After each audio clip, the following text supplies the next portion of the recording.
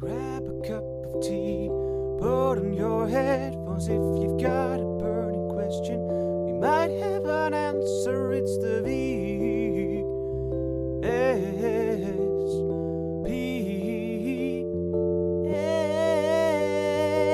Podcast.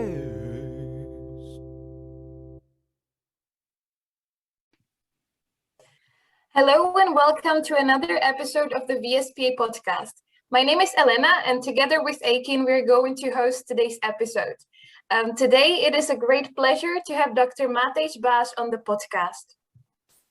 Matthijs works as an associate professor at the Department of Work and Organizational Psychology at the UvA, and his research is mainly about the role of mood and motivation in creativity and how people come up with creative ideas under difficult circumstances. So he also teaches creativity and innovation in organizations and research methods in psychology at the UvA. So without further ado, let's kind of get into the topic. What made you interested in researching creativity in the first place? Thank you first of all, Elena and Akin, for inviting me to do this podcast. Creativity, it really fascinates me because I think it's one of the hallmarks of human cognitive functioning. So when you look around yourselves in society and in your own home, for instance, you see so many manifestations of people's ability to come up with these novel and useful ideas, where it is smartphones, new treatments for diseases. So this is really something that I really like. It is the hallmark of human cognitive functioning. And then discovering what factors can contribute to that is very interesting. And what I also like is that you can study this from each discipline within psychology.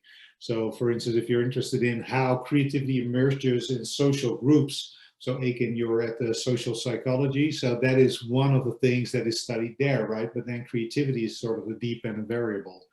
But what you can also do is, for instance, study it within organizations, which is also something that I do.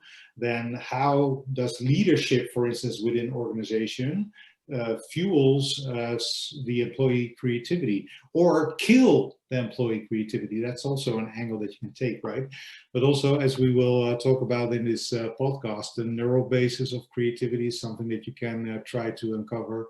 But also there's this idea that for creativity, you need to be vulnerable to psychopathology. So there's clinical psychology. And how does it develop over time? So some people think that creativity actually declines. So when you're a child, this is where you're the most creative. But then actually in schools, you kind of need to conform, stick to the norms. And basically, your creativity gets killed by the school system, right? So this is more a developmental psychological perspective. So basically, and then you have the measurements. Basically, you can study it from each discipline. And that is really something that I love and also something that I do. Yeah. Wow, and maybe could you, to start from the basics, tell us what is creativity? Like how would you define creativity in the first place? Yeah, it's a very good question. I think that a lot of creativity researchers still struggle with that. So there is sort of a standard definition that we use. So this is sort of the generation of ideas or other outcomes that are both original and useful. So these two dimensions are important. So many people actually say, okay, originality, of course, that is really a very crucial element of something to call something creative. So it needs to be novel, infrequent, rare, right? Out of the ordinary. But at the same time, usually a creative outcome is also something that addresses a particular problem or a particular challenge. So appropriateness or usefulness, feasibility is also another important element of creativity. So this is sort of the standard definition of creativity, but then even with this standard definition, there's many conceptual issues, but also more methodological issues, how to measure it, right? It's complicated, but this is at least the standard definition that is being used.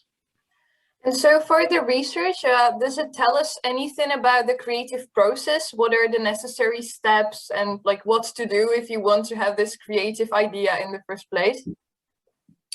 Yeah, I think there are many models about this. And one of the things that these models teach us is that there is not a single creative process that you can pinpoint. If you do this, you know for sure a creative idea pops up. I mean, there are many of these processes that you can identify, and this is, I think, one of the important insights that we had in the last decades of research into this. So that also means that you have a big repertoire at your disposal that you can use, right, to be creative. So what you could do is try to indeed think out of the box, more flexible thinking, try to come up with associations between ideas and concepts. That is one way to go, but what you could also do is sort of this persistent thinking. So stick with one perspective and try to come up with as many ideas within this sort of relatively narrow way of thinking, because what we typically see is that the more original ideas come up after the more accessible and unoriginal ideas have been discarded. Have passed your mind, basically. So just, persisting is very important. But sometimes you're stuck, and what you can then do is, for instance, do something else. Distract yourself with an activity like walking, for instance. And sometimes there's these non-conscious processes operating in an incubation period, and then sometimes the idea pops up as a flash of insight. So this is what people sometimes experience when they're in the shower or in the bathtub. Perhaps you have experienced this yourself as well. I don't know. Yeah. Plenty. Yeah, okay, that's good to hear. Yeah. So, I mean, there's many different processes, but I would say that many people think that this insight is typically what they would define as a creative process, but I think there are many more. Yeah, so do you think that people can do something to become more creative? Like, is it a skill that you can work on, or is it maybe more something that is determined before? That's a good question about the nature-nurture debate, right? With many of the theories and variables in psychology. I guess it's a bit of both. So we do know that there's some predisposition. So there's lots of individual factors such as intelligence, but also certain personality factors that contribute to creativity. And because we know that there's a genetic component there, you can also basically infer that there is some predisposition to be more or less creative. So this is about the individual difference perspective, right? But at the same time, we also know that it is heavily influenced by the environment. So this is one way to go. So you can create an environment for yourself in which the chances of a creative idea increases, basically. So for instance, if you're constantly distracted, for instance, your creative potential is very high because you're very intelligent. For instance, you're high on openness to experience, you have the necessary expertise. But if you're constantly distracted, or for instance, you have a boss that constantly tells you, no, this is wrong, this is what you should do. And, these are the circumstances that basically kill your potential to become creative. So in this case, the situation sort of kills creativity. So make sure that you have an environment in which your potential can be realized. And there are many factors that you can think about. So avoid distractions, for instance, get into a happy mood. We'll talk about that later as well, I think. There's so many factors to consider, but yeah, so this is sort of what I can think about this. But the other thing is, so expertise is another one. Expertise. So basically what you do is you have lots of knowledge within your mind, in your memory. You have accumulated and learned that throughout school and throughout the experiences that you have throughout life. And these are the building blocks that you can combine and transform and process to come up with something new, to come up with something useful, right? So building your expertise basically is a good thing to do. And this is also something that we do, right? Also with a podcast like this. Just, diversify and broaden your expertise. This is also really something that you can do. So, yeah.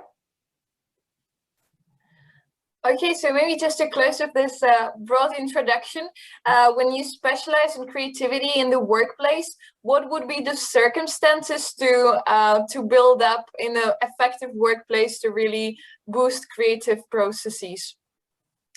So I think here it is very important that you have a climate where creativity is really valued, basically. So yeah, and this has to do with rewarding creativity, for instance, but also saying that creativity is actually something that you would like of your employees. So that also involves a bit of risk-taking and allowing exploration, right? And that is sometimes costly because you don't know whether these creative ideas that emerge within the organization, whether they will pay off, right? Many ideas will end up as failures. I mean, this is just, the inherent thing about being creative in organizations. And so allowing for this exploration is very important, I think. So that also means that the leader, the supervisor, plays a crucial role. So setting clear goals for your employees, but also letting them choose how to pursue those goals. So autonomy is there important. Encourage them. Also create an environment in which employees share ideas with one another, share perspectives, because this is also something that is important to realize. Creativity often emerges between groups of people that work together, because somebody else can give you an important clue, which you can basically really get your idea to a higher stage, make it more creative. By insights by other people. So make sure that help seeking, so that you dare to ask help of others, but also help giving, so that you give help to others, is something that's really important. These are a couple of things that you can think about, but probably, so I have an entire course about this, right, about creativity in organizations, so there are many more factors, but I would then welcome students to attend this course. Yeah. So sharing our expertise with other people and learning from other people's expertise is also an important point. Yeah, definitely. Yeah. That's also what you see in science, right? So what you see there typically is that scientists work together and also across different disciplines. This is usually where the most beautiful research is happening, right? So, but there you need different people working together. You can't do it alone. A little bit of a short break after the introduction of creativity. So let's talk about some fun facts. Fun fact. Any interesting or fun facts about creativity that you would like to share with us and our listeners? Maybe something that doesn't come up at first when we say creativity, or something that a lot of people don't know. Well, perhaps 3 fun facts. I don't know whether they're fun, but they're important. Interesting is also okay. So, there are a lot of these lay beliefs about creativity. So one of these beliefs is that for creativity, well, you need to be a bit depressed. So some writers actually really embrace this idea. I need to be depressed, otherwise my creativity gets killed.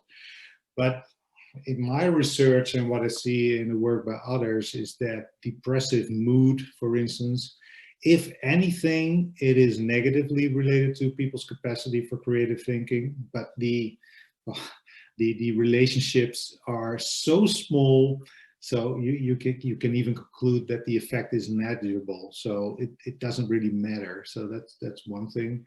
Another thing is that people often think, well, this is also what I just said, right? So creativity emerges in groups. So brainstorming, for instance, would be a good idea to do to basically be more creative. But at the same time, what we see is that if people brainstorm together, that they come up with half the amount of creative ideas than if they would have brainstormed alone by themselves and then afterwards put the ideas of these individuals together. So that is also a strange thing, right? That sort of is counter to our intuition. And I mean, there's many reasons why this is the case. So one of the reasons is that if people are working in a group together, you have to constantly listen to what other people are saying. So your thought processes are disrupted constantly.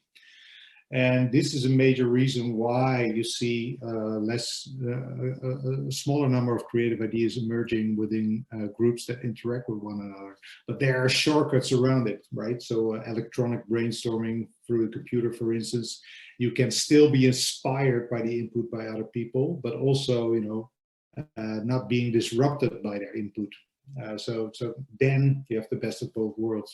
But this is another, I don't know, would you call this a fun fact? I don't know. Yeah, I mean, it does seem a little counterintuitive, especially after we say, oh, share ideas and your expertise with other people, but then don't do it when you're brainstorming because that's not okay. Well, organized brainstorming is such a way that you sort of get the disruptive processes under control.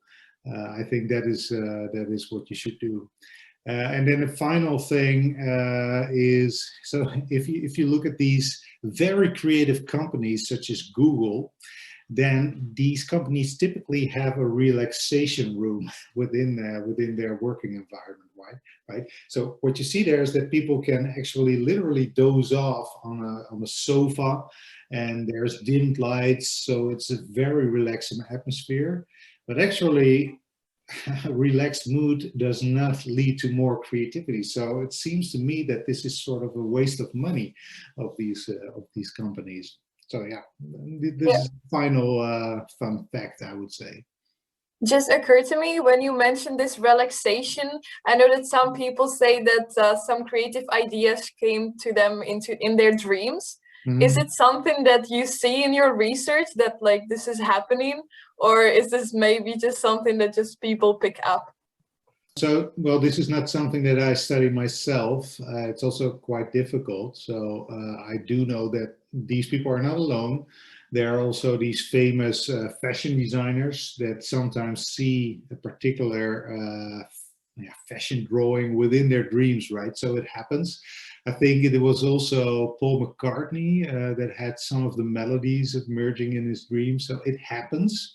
And at the same time, I don't know how rare this is and whether this is more the exception to the rule. I do know it stands out.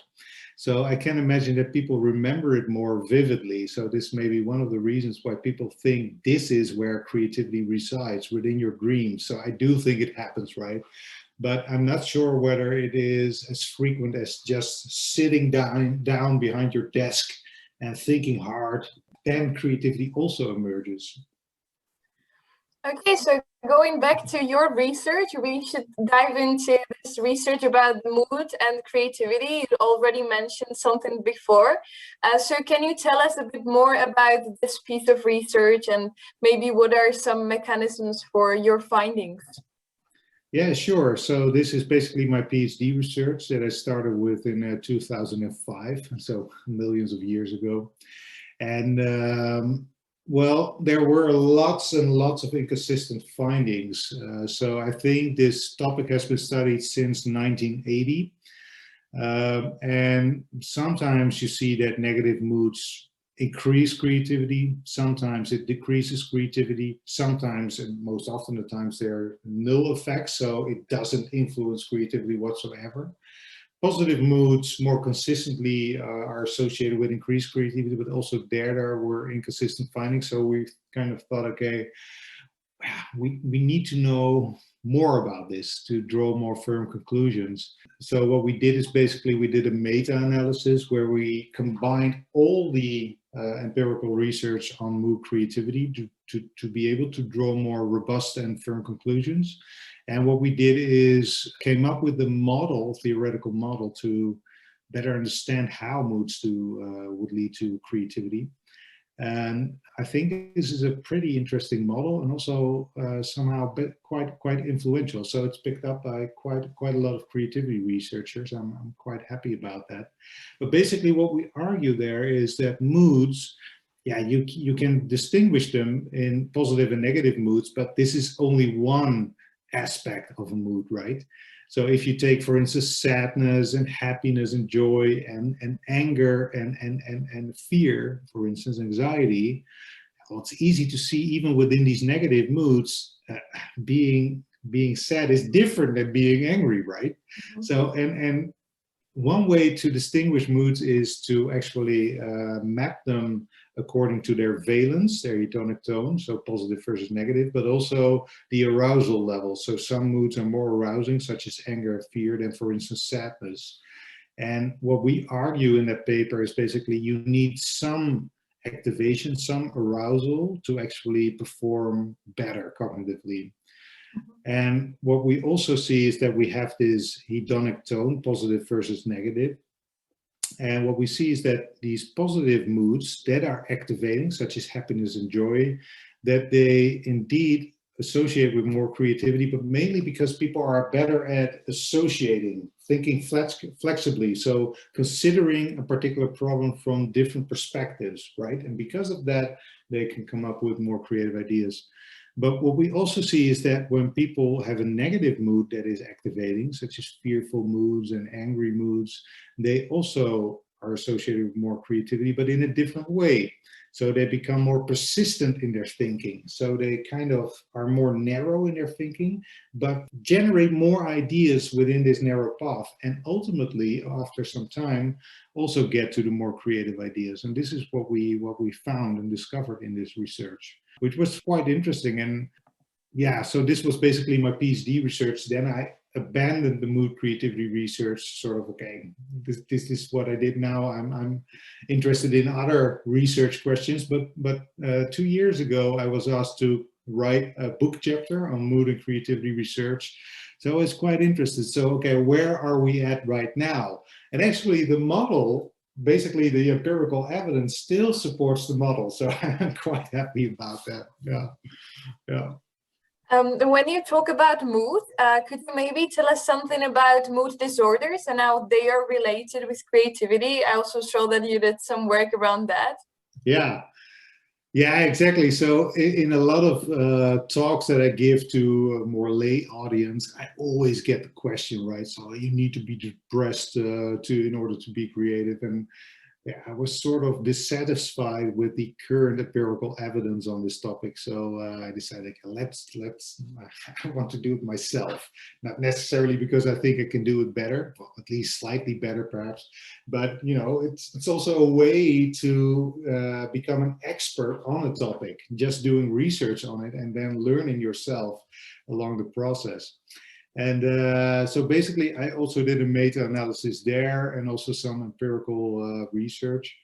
And what we saw there is that in the non-clinical populations, you and me, for instance, we see that you can measure depressive symptoms as well, right?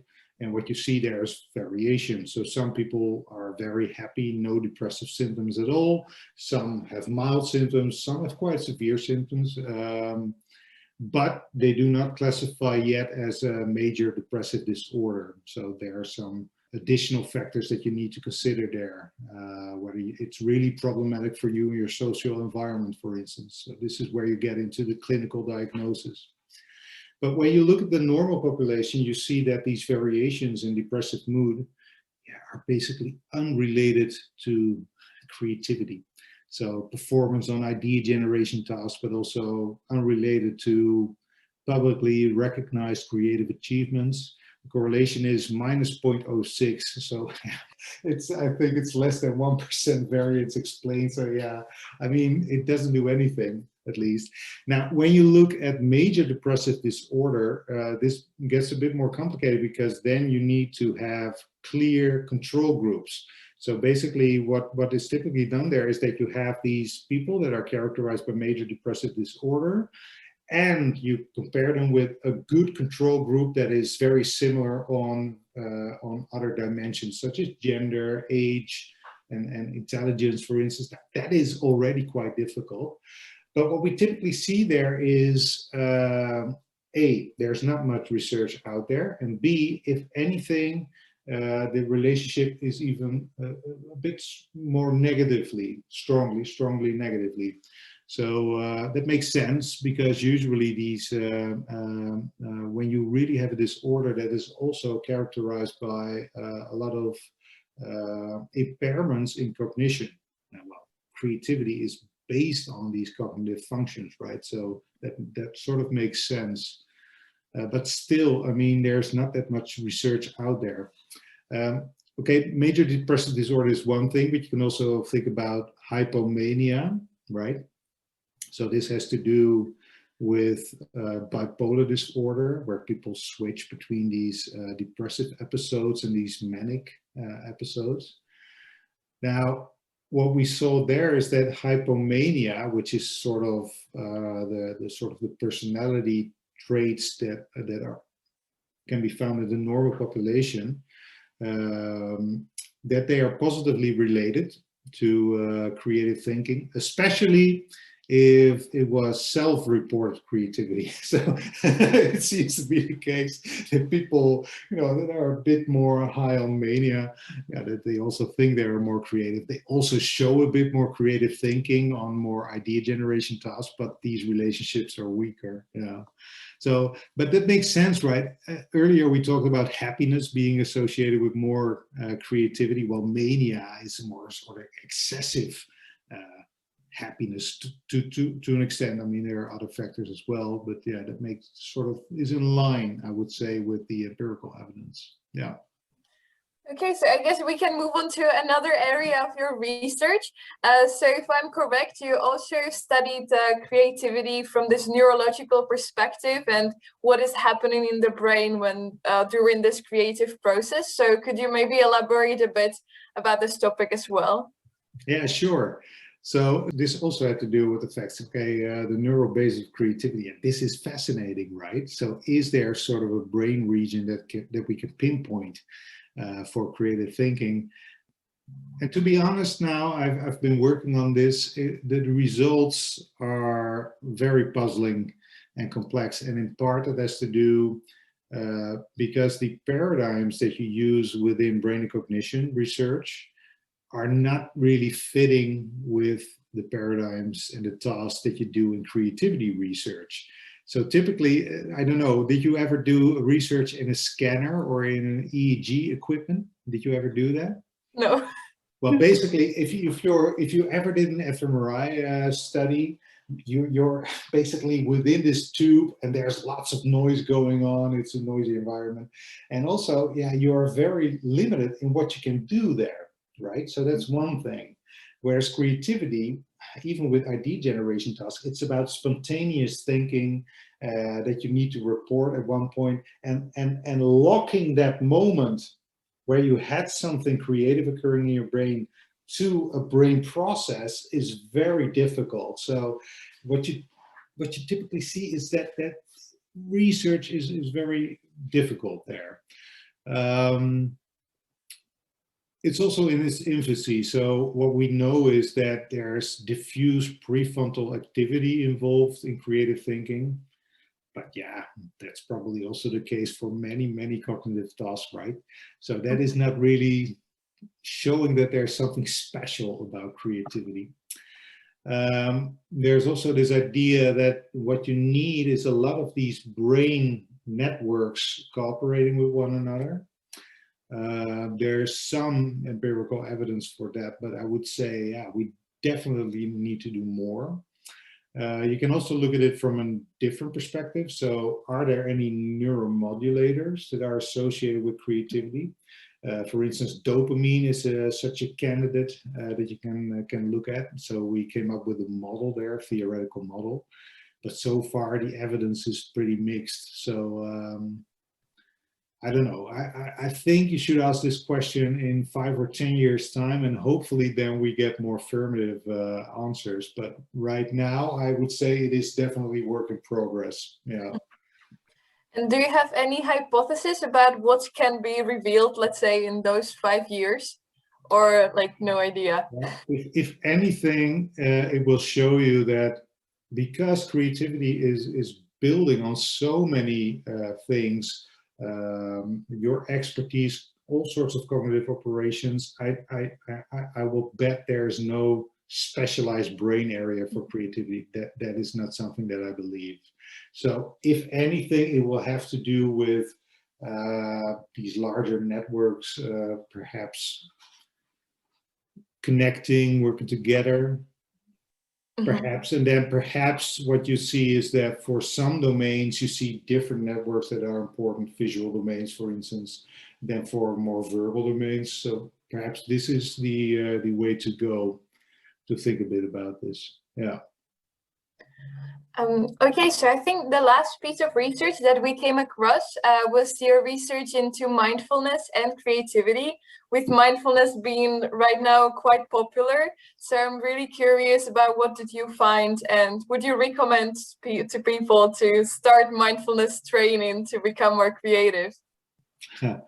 Yeah, so actually this was, I think, a couple of ideas. So one of the students that I supervised during master's thesis was interested in mindfulness. So sort of this popped up together as an idea to further explore. And this sort of got out of hand. So basically this is also how a lot of my research emerges. But indeed, it appears that mindfulness is associated with enhanced creativity, but it's also interesting that it sort of depends on the type of mindfulness that you look at. So you have different mindfulness skills that are identified. So for instance, act with awareness is one of those skills, that you are really able to zoom into something with full concentration. And at least from the correlational work, we don't see that that is associated with, well, enhanced creativity. But there are other factors as well. Observation is another one. And this is that you are able to, well, in a non-judgmental way, witness and observe all the sensations, bodily sensations, but also external sensations and sounds. And well, basically this indeed is associated with more creativity. So also when we let people do a short mindfulness meditation session where they are guided through this experience, so basically that bodily experience, you go through your body, for instance, and then at one point let go, then people, well, came up with more original ideas. And again, right, so these are subtle effects. So I would definitely not recommend going 100% for only this. It's a bit silly. But sure, it helps. But I also said there's another factor to consider, and that is whether this creativity emerges in a group or not. So for instance, if you're in a group, then it's really important that you pay close attention to what other people are saying. And then actually being mindful to, well, the input by others is very important. So basically inspired by something that I don't know what it was called. At one point I did sort of a fun exercise, and I was inspired by that because I think, hey, this can be turned into a sort of a mindfulness exercise. So we call this the voice mirror. So basically it goes like this. So basically when I'm talking right now, what you could do is actually mirror each single word that I'm speaking in your head. And it's very weird to do. So perhaps you can do it right now, right? It's very weird to do in the beginning, repeating each word that I'm saying within your mind. But what you probably also kind of observe right now, it is very difficult to get distracted at the same time by, thoughts and worries, whatever. Okay, perhaps you can quit doing this at the moment. But this is basically what we did. So we did this in a mindfulness exercise, and then what we saw indeed is that people that did this and then got together as a group basically came up with more creative ideas together. So here, paying close attention to each other's ideas could work. Yeah. Just maybe more general question regarding like all the different research about creativity. How do you measure creativity, or how do you like operationalize it? Like, how do you catch it, Yeah, it's a very good question. I mean, I think that the measurement problems are are bigger than the conceptual problems in the sense of how to define creativity. I mean, there's so many tasks out there.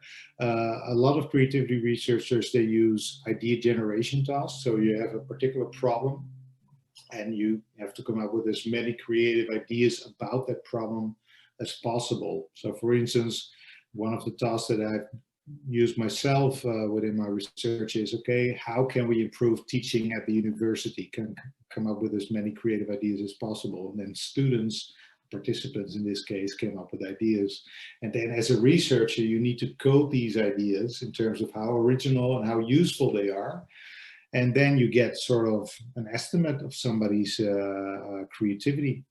So indeed, in my career, I already coded 100,000 ideas in this way, but also come up with as many creative uses for a brick or a paper clip or, tire as possible. This is also something that we do. What you can also do is stay closer to the idea that in order to call something creative, it should be publicly recognized by relevant stakeholders. So for instance, within dance, choreographers or dance journalists are better able to judge whether something is creative, novel and useful, appropriate somehow, aesthetically appealing, than lay people.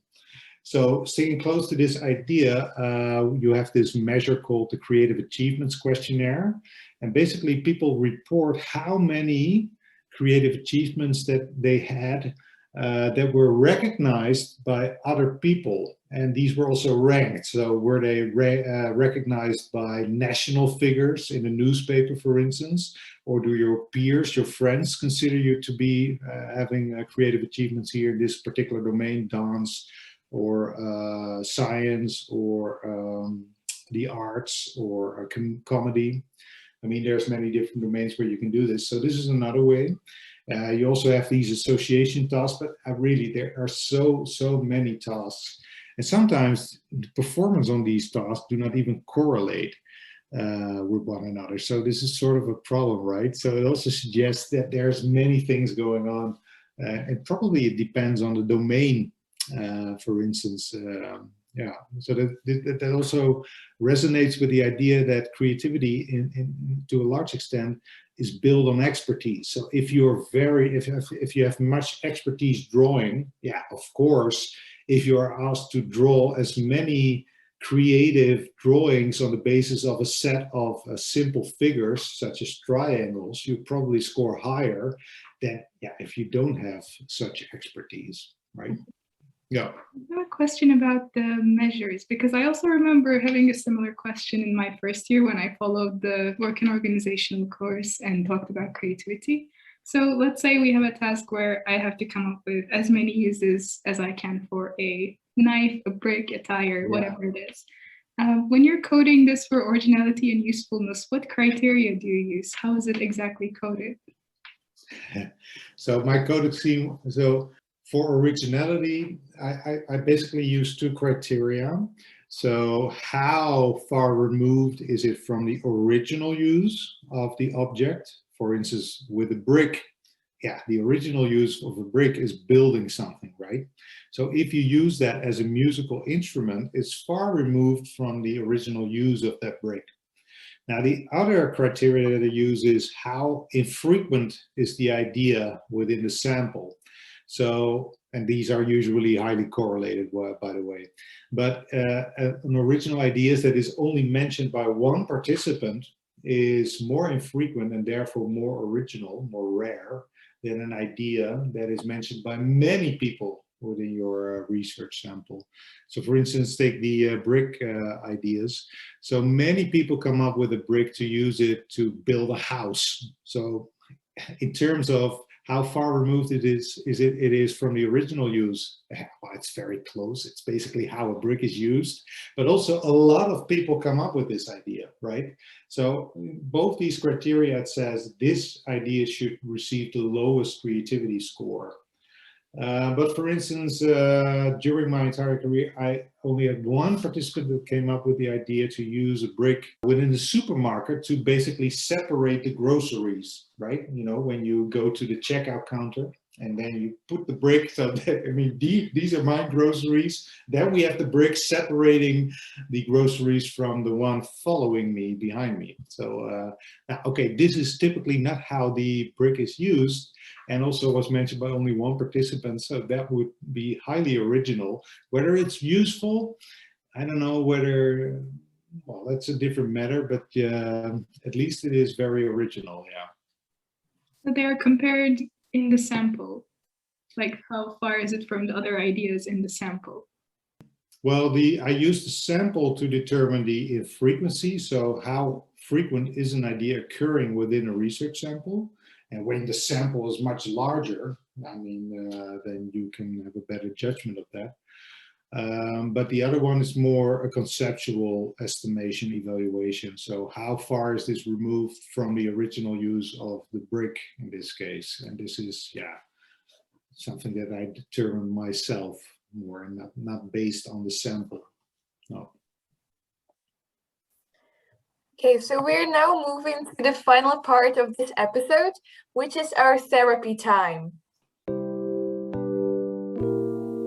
It's therapy time.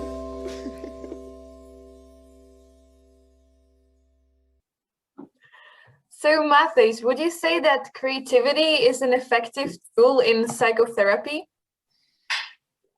So I'm not an expert. So I think it's quite interesting that many people believe that creativity is sort of related to this vulnerability to psychopathology, but at the same time, creativity is also being used as a therapy. So how does that match up with one another? These how can these be reconciled? But anyway, so indeed there are lots and lots of art therapies, creative therapies, and when you look at the research, it is problematic in many ways. So these trainings are not standardized, right? So that makes it very difficult to compare them.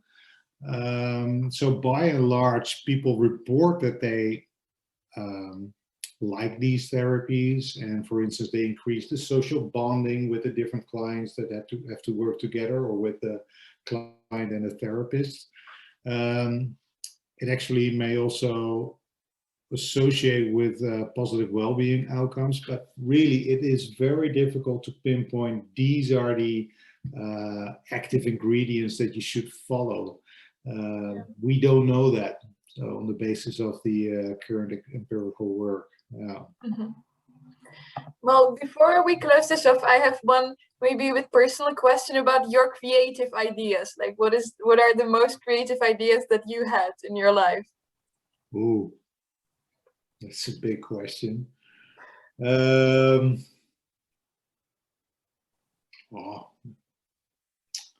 for the first time, I'm silent, so I can answer all your questions quite easily, but this is a very difficult one, I think.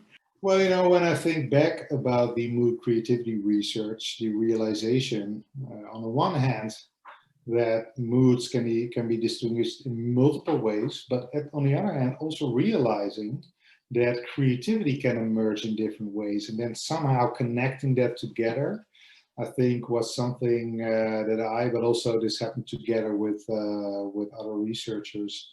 Yeah, I think was a very clever idea. Yeah. And it's also the case that a lot of these scientific articles about creativity that I was a co-author on or wrote myself, there's these. It's basically a accumulation of many moments where you need to be creative. So for instance, a paragraph in the article where you think, if I basically swap this or take this example, then this will allow me to grab the attention of the audience, but also make the argument that I need to make to let them believe that this is a good idea, for instance, right? So so I think there are many moments where you are creative as a researcher, and this sort of builds up and accumulates into a theory or in an empirical article where the writing was clever, something like that.